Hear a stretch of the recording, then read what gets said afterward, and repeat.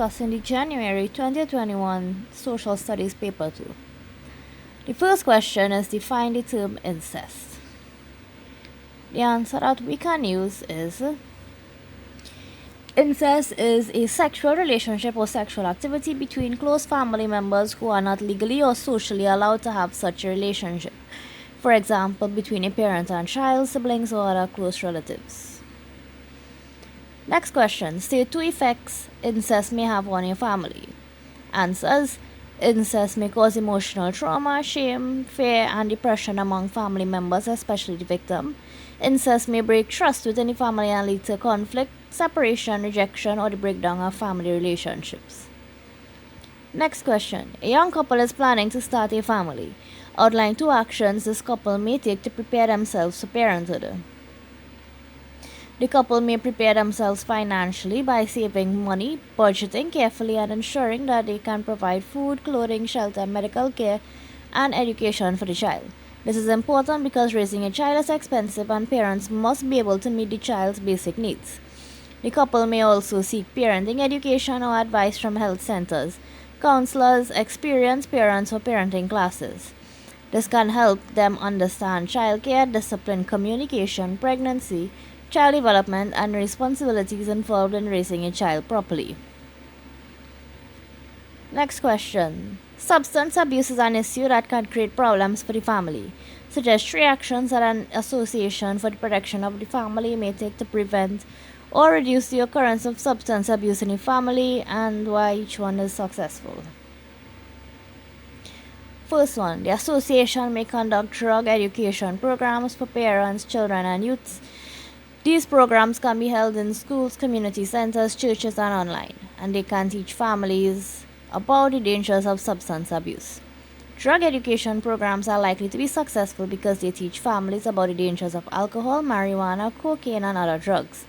When young people and parents understand the effects of substance abuse, such as addiction, violence, and poor school performance, health problems, and family conflict, they may be less likely to use or encourage the use of drugs. Education can also help parents identify warning signs early and take action before the problem becomes worse. Next one, the association may provide counseling and support services for families affected by substance abuse. This may include individual counseling for the person abusing drugs or alcohol, family counseling for relatives, and support groups where families can share their experiences and receive guidance. Counseling and support services are likely to be successful because many persons abuse substances because of stress, depression, peer pressure, family problems, or trauma. Counseling gives individuals and families a safe place to talk about their problems and learn better ways to cope. It may also help addicts seek treatment and help family members understand how to support recovery instead of ignoring or enabling the problem. Next one, the association may organize positive community activities such as sports, youth clubs, parenting workshops, and mentorship programs. These activities can give children, teenagers, and parents a safe and productive way to spend their time. Positive community activities are likely to be successful because they keep young people occupied and away from negative influences. Sports, clubs, and mentorship programs can build discipline, confidence, and a sense of belonging when children and teenagers have healthy hobbies and responsible adults guiding them. They may be less likely to join bad company or turn to drugs for excitement, comfort, or acceptance. Now we are moving on to number 2. One of the characteristics of some groups is that membership is often involuntary. What is meant by the term involuntary membership? It means belonging to a group without choosing to join it. A person becomes a member automatically because of birth, family background, age, sex, nationality, or another condition beyond his or her control. Next question. Give one example of a social group in which membership is involuntary.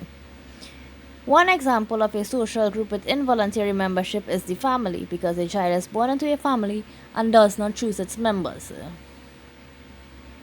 Next question. Other than membership requirements, describe 2 differences between formal and informal groups.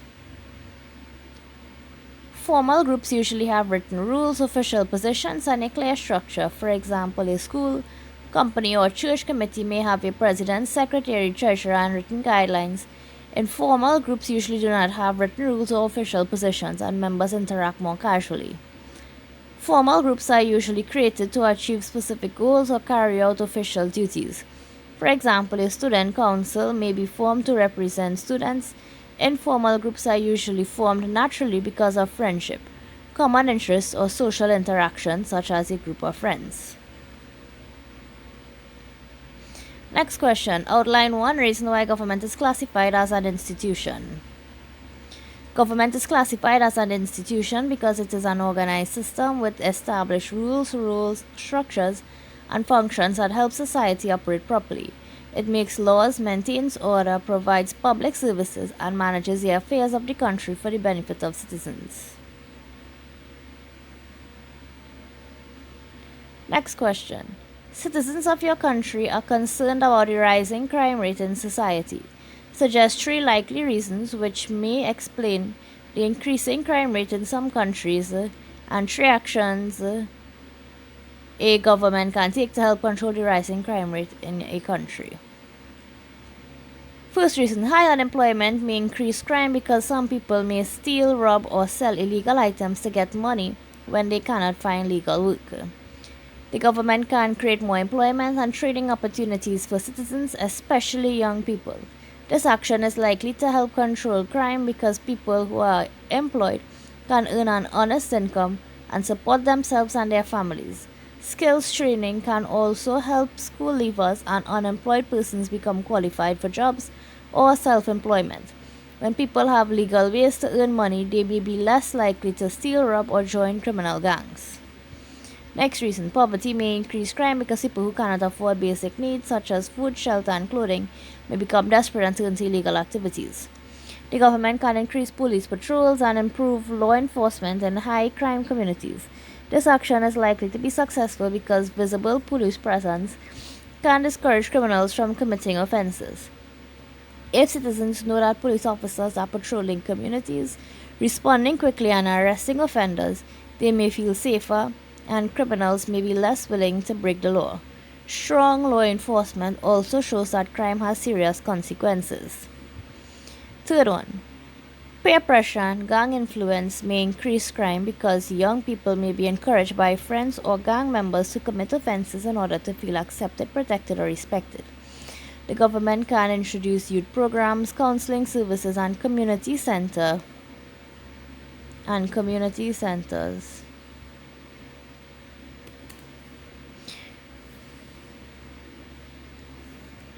This action is likely to be successful because many young people become involved in crime when they are idle, unsupervised, or influenced by gangs.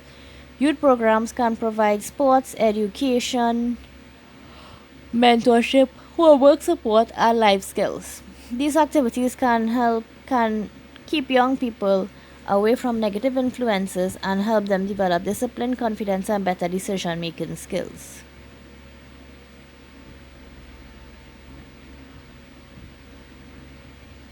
Number 3 now. Define the term labor force. The labor force refers to the people in a country who are of working age and are either employed or actively seeking employment. It includes workers and unemployed persons who are willing and able to work. Next question. State 2 factors that contribute to the development of human resources. Education and training contribute to human resource development because they give people knowledge, skills, and qualifications for employment.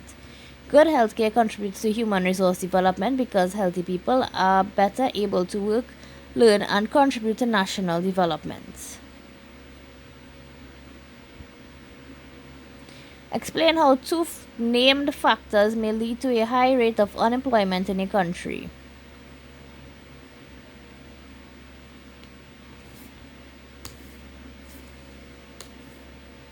Lack of education and skills may lead to a high rate of unemployment because many jobs require workers who are trained, qualified, and able to use technology. If citizens leave school without qualifications or practical skills, employers may not hire them. As a result, many people may remain unemployed because they do not meet the requirements of available jobs. A decline in industries may also lead to high unemployment. If important industries such as agriculture, tourism, manufacturing, or energy reduce production or close down, many workers may lose their jobs. For example, if hotels close because fewer tourists are visiting, hotel workers, taxi drivers, and tour guides may become unemployed. This increases the unemployment rate in a country. You will soon be completing high school and have started to consider employment and self employment opportunities. One of the things you could do is prepare your resume and application letter. Suggest 3 other important steps you may consider to prepare yourself for employment opportunities. Explain why each step is important in your search for suitable employment opportunities.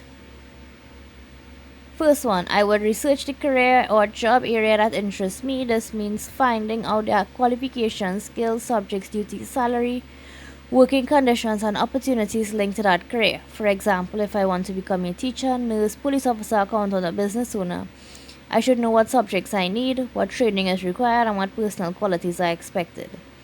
Researching the career or job area is important because it helps me understand the duties, qualifications, salary, working conditions, and opportunities available in that field.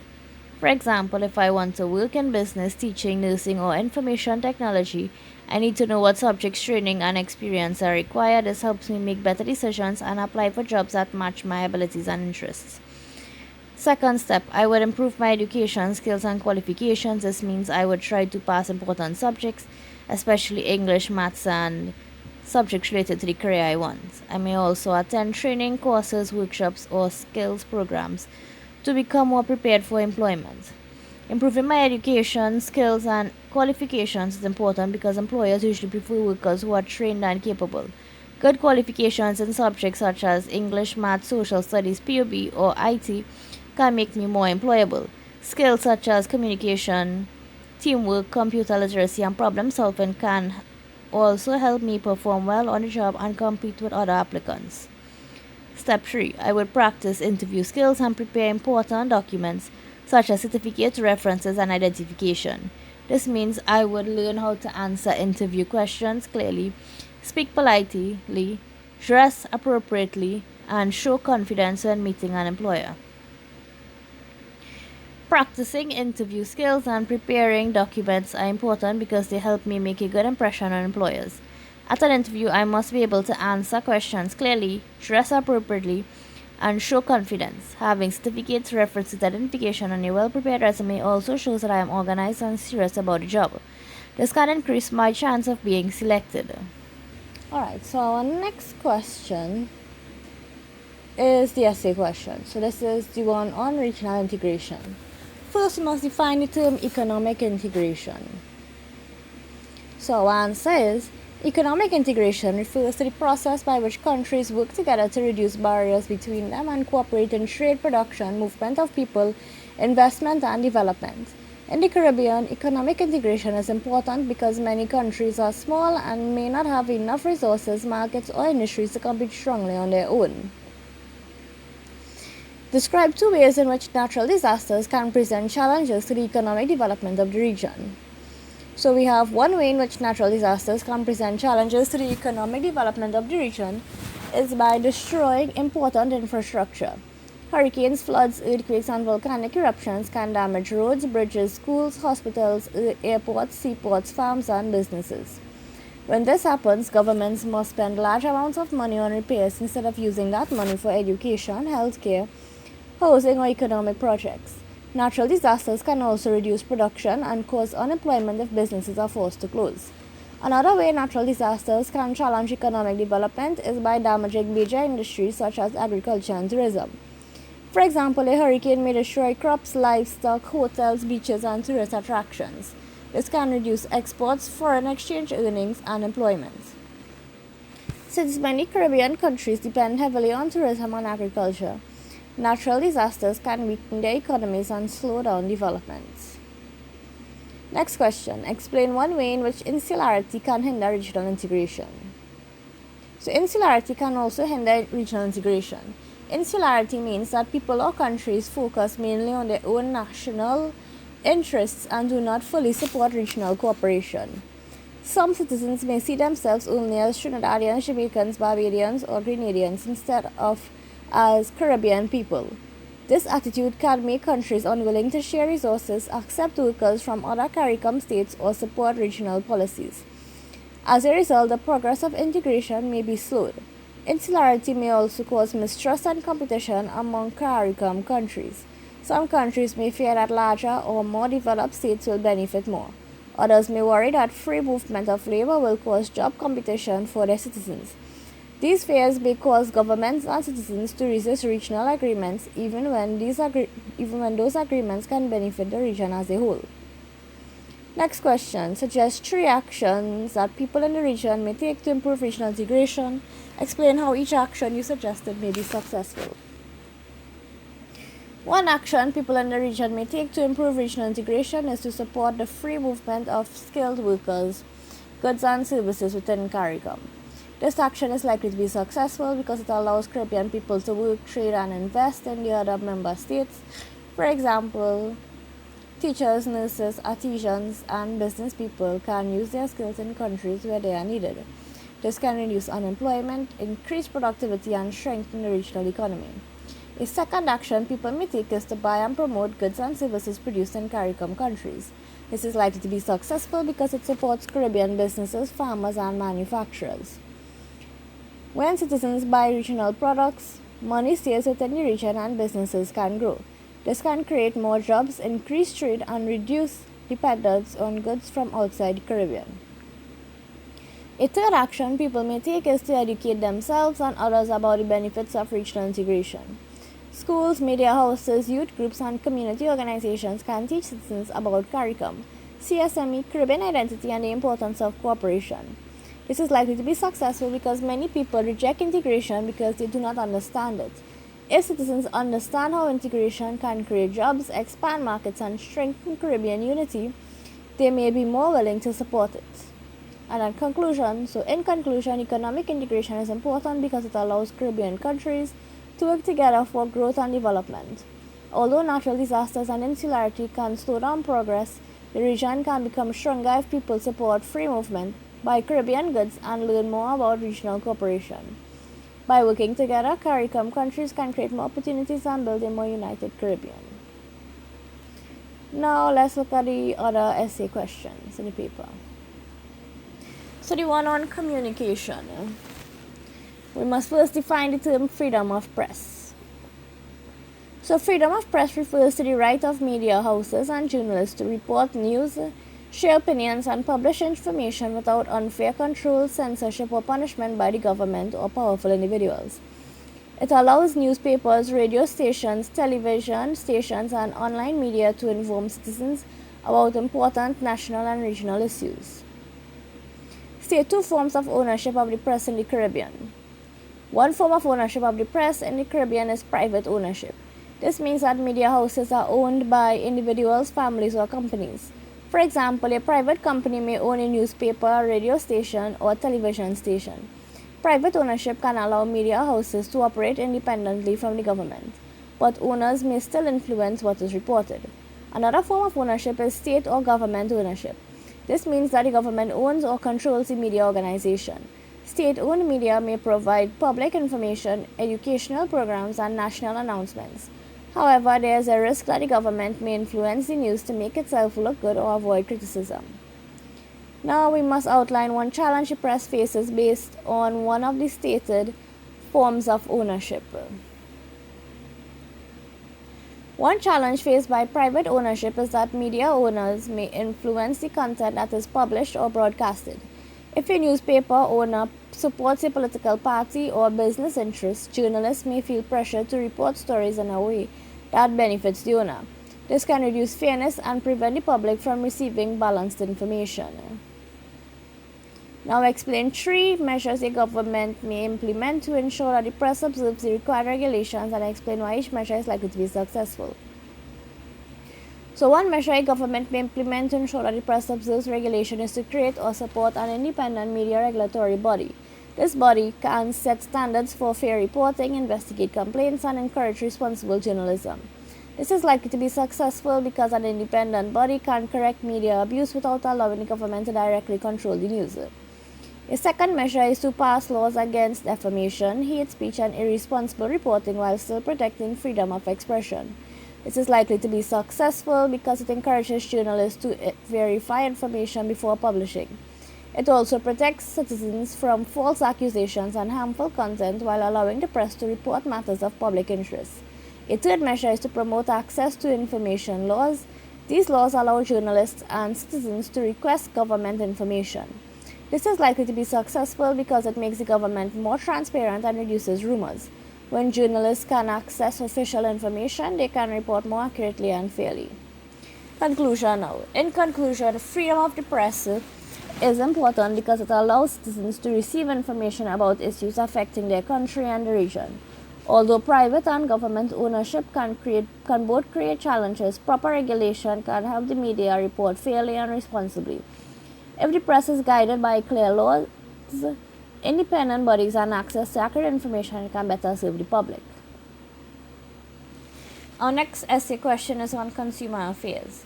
We must first define the term consumer demand. Consumer demand refers to the willingness and ability of consumers to buy goods and services at a given price and time. It shows how much of a product or service people want and are able to purchase. Consumer demand is powerful because businesses depend on customers to survive and make profits. Outline 3 factors which may increase consumer demand for goods or services. One factor that may increase consumer demand is a rise in income. When consumers earn more money, they can afford to buy more goods and services. For example, if workers receive higher wages, they may buy more food, clothing, electronics, transport services, or entertainment. This increases demand because people have more purchasing power. Another factor that may increase consumer demand is advertising. Businesses use television, radio, social media, billboards, and influencers to persuade people to buy their products. Effective advertising can make a product seem attractive, useful, or fashionable. As a result, more consumers may want to purchase it even if they did not originally plan to do so. A third factor is a change in taste, fashion, or preference. Consumers may demand more of a product if it becomes popular or if people believe it improves their lifestyle. For example, demand for smartphones, fast food, online classes, or fitness products may increase when consumers see others using them or when society begins to value those products more. Next question is explain 3 ways in which consumers can contribute to sustainable development in the Caribbean region and explain why each one is successful. Consumers can contribute to sustainable development by buying environmentally friendly products. For example, they can purchase reusable bags, energy-saving light bulbs, biodegradable items, or products with less plastic packaging. This is likely to be successful because businesses respond to consumer demand. If more people buy eco-friendly products, businesses will be encouraged to produce and sell more of them. Consumers can also contribute to sustainable development by reducing waste. They can reuse containers, repair items instead of throwing them away, recycle bottles, and avoid buying unnecessary goods. This is likely to be successful because it reduces the amount of garbage going to landfills and lowers pollution. It also helps conserve natural resources for future generations. A third way consumers can contribute is by supporting local goods and services. When consumers buy locally produced food, clothing, or craft, they help local farmers, manufacturers, and small businesses. This is likely to be successful because it creates employment, reduces dependence on imports, and may reduce the pollution caused by transporting goods from faraway countries. In conclusion, consumer demand has great power because it influences what businesses produce and sell. Demand may increase because of income, advertising, and changing tastes. Therefore, consumers should use their buying power wisely by supporting environmentally friendly, low-waste, and locally produced goods. This can help promote sustainable development in the Caribbean. Now, our last question on tourism. First, we need to define the term tourism. So tourism refers to the movement of people away from their usual place of residence for leisure, business, culture, education, or recreation, usually for a temporary period. It includes activities such as staying in hotels, visiting beaches, and attending festivals, touring heritage sites, and using transport, restaurants, and entertainment services. Name 2 organizations which provide support for the regional development of tourism. One organization that provides support for the regional development of tourism is the Caribbean Tourism Organization, also known as the CTO. This organization helps Caribbean countries market the region, carry out tourism research, develop tourism policies, and promote the Caribbean as a major tourist destination. Another organization is the Caribbean Hotel and Tourism Association, also known as the CHTA. This organization supports hotels, resorts, and tourism businesses. It helps improve service standards, promotes training, and encourages cooperation among tourism stakeholders in the Caribbean. Describe two types of tourism products found in the Caribbean. Two types of tourism products found in the Caribbean are heritage tourism and ecotourism. Heritage tourism involves visitors traveling to experience the history, culture, and traditions of a country in the Caribbean. This may include visits to forts, museums, historical buildings, old plantations, cultural festivals, Carnival, Diwali celebrations, traditional food events, and music festivals. This type of tourism product allows visitors to learn about the lifestyle, struggles, achievements, and customs of Caribbean people. Another type of tourism product in the Caribbean is ecotourism. Ecotourism involves traveling to enjoy and learn about the natural environment whilst helping to protect it. In the Caribbean, this may include visiting beaches, forests, waterfalls, coral reefs, bird sanctuaries, wetlands, and nature trails. Tourists may take part in activities such as hiking, bird watching, turtle watching, snorkeling, and diving.